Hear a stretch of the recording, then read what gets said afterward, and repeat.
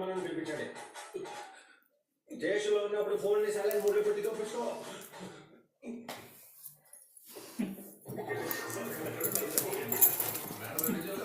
చెప్పినట్టు చెప్పానుగా, అట్టా పోయి ఇట్టా వచ్చినావు ఇందిరా.